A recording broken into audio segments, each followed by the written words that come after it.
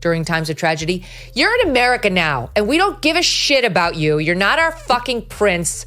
You'll never be king. We hate your wife. Stay at home in your $29 million mansion, all right? Prince William is reportedly formulating a plan to finally strip Prince Harry and Meghan Markle of their HRH titles. What happens when a prince turns his crown into content and then expects to keep the crown? For years, Prince Harry and Meghan Markle have profited from their royal past while claiming they wanted nothing to do with it. But now, Parliament may be stepping in to do what the monarchy wouldn't: sever the final thread tying Harry to royalty. No more HRH, no more Duke of Sussex, just Harry. No titles, no prestige, and no protection. And the most shocking part, the royal family isn't lifting a finger, because this time, the law is doing the talking. This isn't just another royal headline or fleeting scandal. What's happening right now is something no one expected to actually reach this point. The British Parliament is seriously moving to strip Prince Harry of his royal titles. Not just talk, not just palace whispers, real action backed by legislation. The Titles Deprivation Act, a law that has only been used in the gravest of cases, is now being dusted off and pointed squarely at the Duke of Sussex. And for many in the UK, it's not a moment too soon, because this isn't just about family drama anymore. It's about power, legacy, precedent. The decision to invoke this act isn't symbolic. It's a scalpel, sharp and deliberate, meant to cut the final tie between Prince Harry and the institution he once vowed to serve. And if passed, it will remove every shred of royal privilege still attached to his name. No more His Royal Highness, no more Duke of Sussex, no special recognition, no backdoor influence, just plain Mr. Harry Windsor. It's a move that would have been unthinkable just a few years ago. But after the Oprah interview, the Netflix deals, the tell-all memoir, and the steady stream of public accusations aimed directly at the monarchy, even the most reserved members of parliament have had enough. And they're not alone. Over 100,000 signatures have poured into a petition demanding this exact outcome. Proof that the public sentiment has turned from sympathy to frustration. For many citizens, this isn't a punishment, it's long overdue accountability. But make no mistake, this isn't personal revenge from a bitter family. It's strategic, calculated, and it's coming from the very government Harry once hoped would protect him. Now, instead of granting his requests, they're preparing to take away the one thing that still connects him to the crown. Because when you walk away from royal duty and then build a fortune by tearing down the system that made you, people start asking, why should you keep the title? The shocking truth. This time, the palace doesn't even need to act. Parliament is doing what the royals wouldn't. The crown stays silent and the law does the rest. Quiet, formal, devastating. It all started with a carefully worded announcement. Prince Harry and Meghan Markle were stepping back from royal duties. But what followed wasn't a quiet exit, it was a cultural earthquake. The couple didn't simply withdraw from the spotlight. They flipped it, redirected it, and turned it into $1 million brand. And that brand, it was built almost entirely on the very institution they claimed to leave behind. The warning signs were there from the beginning. Within weeks of leaving the UK, Harry and Meghan sat down with Oprah Winfrey for what would become one of the most explosive interviews in royal history. In front of millions, they laid bare family secrets, accused unnamed royals of racism, and painted the monarchy as cold, callous, and emotionally broken. It was shocking, it was headline grabbing, and it was just the beginning. Soon came the content deals: Netflix, Spotify, Apple TV. The couple didn't fade into private life, they became content creators. Trauma was packaged as entertainment. Royal history turned into a streaming storyline, and Harry, the once beloved younger prince who walked behind Princess Diana's coffin, suddenly became a critic of the system that raised him. Each project dropped like a bombshell, carefully curated to stoke conversation, sympathy, and controversy. Then came Spare, the memoir. 400 pages of raw, unfiltered resentment. Harry accused his brother William of physically attacking him, accused Queen Camilla of scheming, and painted his father, King Charles, as emotionally unavailable. Every chapter was another hit on the monarchy, another reason for the institution to regret staying silent. But while the palace maintained its time-honored policy of never complain, never explain, the public began to shift. What started as support for a couple escaping a rigid system slowly turned into fatigue. The contradictions piled up. Calls for privacy clashed with a non-stop media blitz. Criticism of royal life sat awkwardly beside multi-million-dollar deals leveraging royal identity. And all the while, Harry and Meghan continued using their titles to open doors, broker deals, and maintain maintain global relevance. They had walked away from the duty, but kept the brand, and that was the mistake. Because what the monarchy may tolerate privately, the public will not, and now Parliament is stepping in, not to punish rebellion, but to respond to exploitation. For years, the royal institution absorbed the blows. Every interview, every documentary, every podcast became another open wound, and yet nothing happened. The palace held the line, refusing to respond publicly, believing perhaps that silence would preserve dignity, but the silence only emboldened the storm. And now, the government is stepping in, because for Parliament, this isn't just about family, it's about setting a national boundary. The breaking point came after Harry's high-profile loss in his legal battle for taxpayer-funded security in the UK. Hours after the ruling, he appeared on BBC, voice trembling, offering a strange mix of self-pity and public appeals for reconciliation. For many watching, it felt less like a plea for healing and more like a final act of desperation, one that blurred the line between public service and personal spin. It struck a nerve, not just with viewers, but with lawmakers. Here was a man who had accused the British press of harassment, the monarchy of cruelty, and the government of negligence, now asking that same system to protect him while continuing to benefit from a title he no longer honored. The contradiction wasn't just glaring, it was offensive. Behind closed doors, members of Parliament began asking hard questions. Why was a man who had publicly rejected royal life still trading on its prestige? Why was the Duke of Sussex still a brand when the man behind it had done everything to torch the institution? And what message does that send? Not just to future royals, but to the nation. These weren't just moral debates, they were legal ones. Because while the monarchy remains a symbolic institution, it carries immense cultural and constitutional weight. If Harry is allowed to exploit his title for personal gain while repeatedly undermining the crown, what's to stop others from doing the same? Where's the line between criticism and betrayal, between individual freedom and institutional integrity? Parliament is no longer asking politely, it's moving to act, because in their eyes, this isn't revenge, it's responsibility. This is about protecting the sanctity of a system that millions still revere. If Harry continues unchecked, the crown becomes a costume, a brand, a punchline, and that's a future too many in power are unwilling to accept. To most people, the idea of stripping a royal title sounds like a symbolic slap on the wrist, an empty gesture with no real consequences. But what's happening now is far more serious. Parliament isn't tossing around tabloid gossip, it's invoking law, and not just any law. The Titles Deprivation Act of 1917, an obscure, nearly forgotten piece of legislation that was never meant for messy family feuds. It was designed for traitors. The act was introduced during World War I to deal with royals who sided with the enemy, those who posed an existential threat to the nation. It gave Parliament the power to remove royal honors and titles from individuals deemed unfit to carry them. And for more than a century, it sat quietly in the background, a relic of another era, until now. Today, lawmakers are breathing new life into it, not because Harry has committed treason in the traditional sense, but because his actions have crossed an invisible line, the point where criticism becomes commodification. The monarchy isn't just an institution, it's a living symbol of service, restraint, and continuity. And when someone takes the crown's credibility, drapes it over a media tour, and turns it into a product, it stops being heritage and starts being a hustle. Harry, by constantly invoking his royal status while attacking the family behind it, is no longer seen as an outlier. He's viewed as a threat to the integrity of the entire system. And under the law, that's enough. Lawmakers argue that if the act isn't used now, it becomes meaningless. Because if Prince Harry, after years of public grievances, explosive memoirs, and Netflix cash grabs, gets to keep his title, then who exactly qualifies to lose one? What's the standard? Where's the threshold? There's no royal blood immunity here. Parliament doesn't need palace approval. It doesn't need Charles to lift a finger. If the vote passes, the title disappears. No announcement, no ceremony, just gone. And with it, so goes the last official connection Harry has to the institution he once served, and now sells. It would be a clean break, a surgical strike, and a message broadcast not just to Harry, but to anyone tempted to weaponize royal identity for personal profit. The crown is not for rent.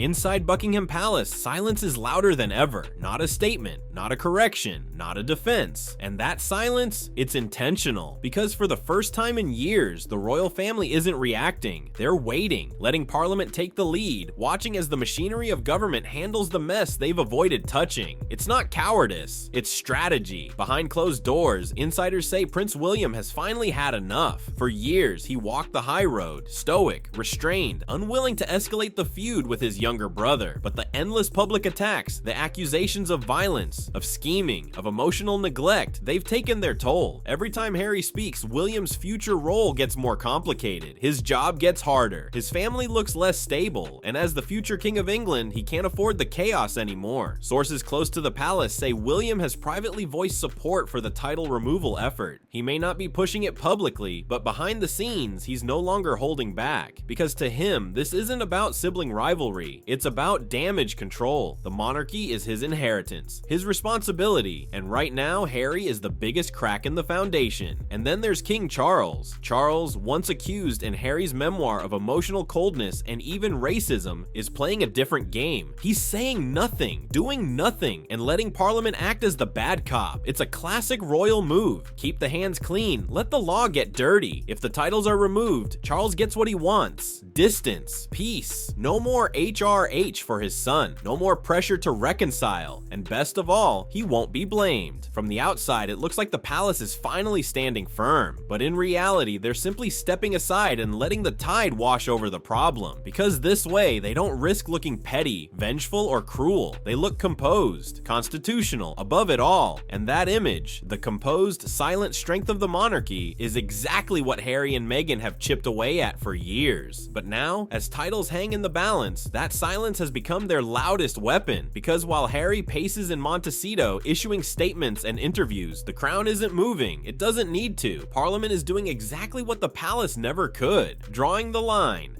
If Prince Harry is the spark, Meghan Markle is often seen as the accelerant, and while Harry's actions have triggered public outrage and political movement, Meghan's decisions have poured gasoline on the fire, especially when it comes to her use of royal titles. From the very beginning, Meghan framed her departure from royal life as a fight for freedom, independence, her own voice, and for a while, much of the world believed her, a biracial American woman breaking into a centuries-old, rigid institution. That narrative resonated, but then the brand deal started rolling in. The lifestyle products, the podcast, the carefully curated brand that still somehow clung to the one thing she supposedly left behind, her title. Despite palace agreements, despite Queen Elizabeth's clear instruction that Her Royal Highness would no longer be used in commercial settings, Meghan didn't let it go. His Royal Highness slipped into product marketing. It appeared on event invitations. It even adorned the label of a now infamous podcast gift basket, branded with compliments from Her Royal Highness the Duchess of Sussex. To royal traditionalists, this wasn't just bad taste, it was outright defiance. A title once meant to symbolize duty and loyalty was now attached to bath salts and interview clips. And to many in Parliament, that basket was the last straw. Because when a royal honorific becomes a marketing tool, it stops being an honor at all. Her defenders argue it's harmless, a branding oversight, a minor detail, but in the context of years of tension, it felt like something else entirely. Entitlement, the idea that you can criticize the crown, renounce your role, relocate to California, and still stamp your podcast with a royal crest. It wasn't just a breach of protocol, it was a calculated business decision, and Parliament noticed. Critics say Meghan has mastered the art of royal symbolism without royal responsibility. She stepped away from the job, but not the status. And every time she invokes her Duchess title to boost a brand, she reinforces the perception that the Sussexes aren't seeking independence. They're monetizing royalty without the burden of service. The result? Rising pressure, political momentum, and a growing consensus that if the monarchy doesn't act, it will lose control of its own image. Meghan's title use is no longer just controversial, it's become Exhibit A in Parliament's case to end it all. For a long time, the Sussexes found refuge across the Atlantic. While British headlines turned critical, the American press offered warmth, sympathy, and endless airtime. Harry and Meghan weren't just former royals, they were cultural icons, victims of an outdated system, fighting for modernity, privacy, and justice. But that narrative, it's unraveling fast. In recent months, the tone has shifted. Late-night hosts who once praised the couple are now mocking their contradictions. Satirical skits, viral jokes, and punchlines aimed squarely at their hypocrisy are becoming mainstream. Meghan's lifestyle ventures are being parodied. Harry's memoir is being reduced to a therapy session wrapped in royal gossip. And their once loyal audience? It's tuning out. The shift isn't just on television. Even glossy magazines, once eager to put Meghan on their covers as a symbol of modern royalty, have started asking uncomfortable questions. Why does a couple that demanded privacy continue to sign media deals? Why do they reject the monarchy, yet cling to the titles it gave gave them. The contradictions are too glaring to ignore, and American media is finally catching up. In Hollywood, the whispers are louder than ever. Executives who once saw the Sussex brand as gold-plated are rethinking their investments. Reports suggest Netflix has cooled on future collaborations. Spotify has already cut ties. What began as a royal power couple with global appeal is increasingly being viewed as a fading brand, one reliant on controversy, not creativity. Without their titles, that brand becomes even more fragile. Because when you remove Duke and Duchess from the equation, what's left? A pair of wealthy celebrities with a grievance narrative and a shrinking spotlight. And in a town where fame is currency, the Sussexes are discovering that even fame has an expiration date. The American public, too, is shifting. Where there was once applause, there's now skepticism. Viewers are beginning to ask whether the couple's truth is actually truth, or just a carefully packaged product. Their emotional interviews, once compelling, now risk feeling rehearsed. Their activism, once inspiring, is starting to look curated. The irony is sharp. The very country that gave them a second act is starting to walk away, and with the UK actively trying to strip their titles, the US is no longer offering unconditional support. Even across the Atlantic, the charm is wearing thin, because in the end, royalty only works when it's rare, restrained, and respected. Strip away the mystique, flood the airwaves, monetize the grief, and what's left doesn't look like nobility, it looks like content, and even content gets stale. Behind the carefully staged interviews and curated media appearances, there's a different story unfolding, one that's far less polished. Sources close to the Sussexes describe Prince Harry as restless, angry, and increasingly isolated, not just from the monarchy he left behind, but from the narrative he's spent years trying to control. Insiders say he paces the halls of his Montecito mansion like a lion in a cage. Furious one minute, devastated the next. He never truly believed it would come to this, that Parliament would move to erase his title, that his brother would silently back it, that even his father would step aside and let it happen. For someone raised to see himself as part of an unbreakable institution, it's not just a political blow, it's an existential one, because the title isn't just a formality, it's the last thread connecting him to a life he once lived, a legacy he still leverages, and a country that no longer seems to want him. Strip it away, and what's left isn't the Duke of Sussex, it's Harry Windsor, no crest, no status, no shield. Just a man carrying stories that fewer and fewer people believe. For years, Harry clung to a dual identity. He wanted the freedom of a private citizen, but the influence of a royal, the freedom to speak out, but the respect that comes from silence. He wanted to light the institution on fire, but still walk through its gates untouched. And now, for the first time, he's being told he can't have it both ways. The media machine that once cheered him on is growing colder. The public, both in the UK and increasingly in the US, is asking harder questions, and inside his own home, the walls are closing in. There's no safe haven when the law is against you. The palace has cut you loose, and the public has moved on. Harry's greatest miscalculation wasn't leaving royal life. It was believing he could still use it, that he could criticize the crown and still wear it like a badge, that he could sell his story without paying the price. But now, that price is coming due. And what's most haunting isn't the legal fallout, it's the personal one. Because when your identity is built on a legacy you spend years rejecting, losing it leaves you with nothing but contradictions. No platform, no protection, no purpose. Just a broken bridge back to a kingdom that no longer calls you prince. This isn't about revenge. It never was. For the monarchy, this is survival. After years of calculated silence, the crown is finally pushing back, not with headlines or emotional statements, but with something far more powerful: precedent. The Titles Deprivation Act isn't just about one prince. It's a signal, a final line in the sand, a message to every royal, past, present, or future, that the crown isn't a brand to be worn when convenient. It's a duty, and if you abandon that duty, the crown will abandon you. Because for all the drama, for all the public spectacle, the monarchy remains a system built on rules, tradition, and continuity. It cannot afford to become a revolving door for discontented aristocrats turned influencers. If Harry is allowed to keep his title after years of monetized rebellion, then every royal grievance becomes a business plan. Every betrayal becomes a media strategy. That's not royalty, that's reality TV. And the royal family knows it. This is why King Charles is staying silent. It's why Prince William isn't stopping stopping the momentum behind the scenes. And it's why Parliament is finally stepping in to preserve the one thing the monarchy can't function without: legitimacy. Removing Harry's title would be clean, quiet, and irreversible. There would be no dramatic confrontation, no palace press conference, just a vote, a legal process, and a brief announcement. One day, he's the Duke of Sussex. The next, he's not. The institution would move forward without looking back. But make no mistake, this wouldn't just affect Harry. It would reshape the rules for everyone. It would mean that royal status is no longer inherited by blood alone, but maintained through loyalty. It would mean that royal titles are earned and can be taken back. The monarchy is playing a long game. It always has. While Harry and Meghan captured headlines, the firm stayed patient. It absorbed the blows, endured the scandals, and outlasted the noise. Now, with public opinion shifting and legal avenues opening, it's executing a move as old as the crown itself: quiet correction. This is the monarchy's final play. Not loud, not theatrical, but absolute. And once the titles are gone, they won't come back. Not for Harry, not for Meghan, not for anyone who mistakes the crown for a commodity. Because the monarchy can survive controversy. It can weather criticism, but it cannot survive losing its meaning. And right now, that meaning is being restored, one silent decision at a time.